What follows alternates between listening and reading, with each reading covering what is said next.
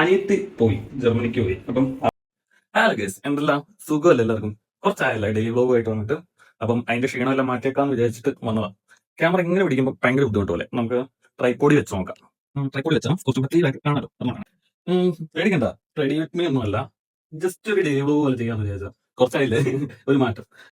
അനിയത്തി പോയി, ജർമ്മനിക്ക് പോയി. അപ്പം അവളായിരുന്നു ബ്ലാക്ക് ബോൺ എന്നുള്ള രീതിയിൽ വർക്ക് ചെയ്തിട്ടുണ്ടായിരുന്നു. രണ്ടുപേരും കൂടെ ഒന്നിച്ച് വന്ന ഡെയിലി വ്ലോഗ് എന്നുള്ള രീതിയായിരുന്നു. അതിനൊരു മാറ്റം വന്നു. വേറെ പരിപാടി ഒന്നുമല്ല. നമുക്ക് ദൃശ്യം 3 ഇറങ്ങിയില്ലേ ലാലേട്ടന്റെ. അപ്പം അതിന്റെ പടത്തിന് പോകണം. രാവിലെ 10 മണിക്ക് ഷോ ബുക്ക് ചെയ്തിട്ടുണ്ട്. അപ്പൊ അതിന് പോകാന്ന് വിചാരിച്ചിട്ടാണ് മെയിൻ പ്ലാൻ. പിന്നെ അമ്മയ്ക്കൊരു സർപ്രൈസ് ഗിഫ്റ്റും കൂടെ ഉണ്ട്, അതും കൂടെ മേടിച്ചേക്കാം. അപ്പം വണ്ടി പിടിക്കാത്തതാണ്. അങ്ങനെ വീട്ടിൽ നിന്ന് ഇറങ്ങി നേരെ പോയത് ആലക്കോട് ഫിലിം സിറ്റിയിലേക്കായിരുന്നു. ടിക്കറ്റ് നേരത്തെ ബുക്ക് ചെയ്ത് വെച്ചത് കൊണ്ട് അധികം ലാഗൊന്നും ഇല്ലാതെ കയറാൻ പറ്റിയിട്ടുണ്ടായിരുന്നു.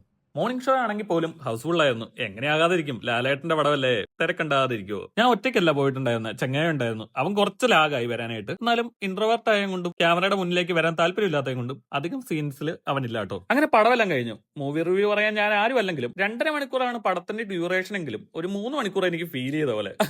അങ്ങനെ ഫീൽ ചെയ്ത ആരെങ്കിലും ഉണ്ടെങ്കിൽ ഒന്ന് കമന്റിൽ പറഞ്ഞേട്ടോ. അടുത്ത നമ്മുടെ ലക്ഷ്യം അമ്മയ്ക്കുള്ള സർപ്രൈസ് ഗിഫ്റ്റ് മേടിക്കാനാണ്. ഒരു ചുരിദാർ മേടിക്കാനാണ് പ്ലാൻ. നേരെ പോയത് ആലക്കോട് ടൗണിലുള്ള യക്ഷയിലേക്കായിരുന്നു. നല്ല വെറൈറ്റി കളർഫുൾ കളക്ഷൻസ് അവിടെ ഉണ്ടായിരുന്നു. എനിക്കധികം വീഡിയോ എടുക്കാൻ പറ്റില്ല, അനിയത്തി വീഡിയോ കോളിലുണ്ടായിരുന്നു. അവളും കൂടെ കൂടിയിട്ടാണ് ഈ ചുരിദാർ സെലക്ട് ആക്കിയിട്ടുണ്ടായിരുന്നത്. പിന്നെ പ്രത്യേകിച്ച് പറയേണ്ട അവിടുത്തെ സ്റ്റാഫിന്റെ പെരുമാറ്റമാണ്. സ്റ്റാഫ് എന്ന് പറയാൻ പറ്റില്ല, രണ്ടുപേരും ഓണേഴ്സ് ആണ്. ഈ പുള്ളിക്കാരന്റെ പേര് അക്ഷയ് എന്നാണ്. ആ പേരിൽ ചെറിയ മോഡിഫൈ ചെയ്തിട്ടാണ് യക്ഷയാന്ന് വന്നത്. അത് തന്നെ ഒരു വെറൈറ്റി അല്ലേ. അങ്ങനെ പർച്ചേസിംഗ് എല്ലാം കഴിഞ്ഞ് കൊടുക്കേണ്ടടുത്ത് കൊടുത്തിട്ട് നമ്മൾ നേരെ വീട്ടിലേക്ക് വന്നു. ഇനി അമ്മയുടെ റിവ്യൂ ആണ് കേൾക്കേണ്ടത്. നമുക്കൊന്ന് കേട്ടു നോക്കാം. ഞാൻ പറഞ്ഞ വിളിക്കാൻ വേണ്ടി പറയുകയും ചെയ്തേക്കല്ലേ. നല്ലതായിരുന്നു, എല്ലാവർക്കും ഇഷ്ടപ്പെട്ടു. ഇവളുടെ ഫോട്ടോ മാത്രമേ ഉള്ളൂ ഗൈസ്, പൈസ ഞാൻ അവിടെ കേട്ടോ. അപ്പൊ ഇങ്ങനെ ഒരു അടിപൊളി മൊമെന്റ് എനിക്കും എന്റെ ഫാമിലിക്കും തന്നതിന് യക്ഷയോടും അവരുടെ ടീമിനോടും ഒരുപാട് നന്ദി. അപ്പം ഇതിലും നല്ല വ്ളോഗുമായിട്ട് പിന്നീട് വരാം. അതുവരേക്കും ബൈ.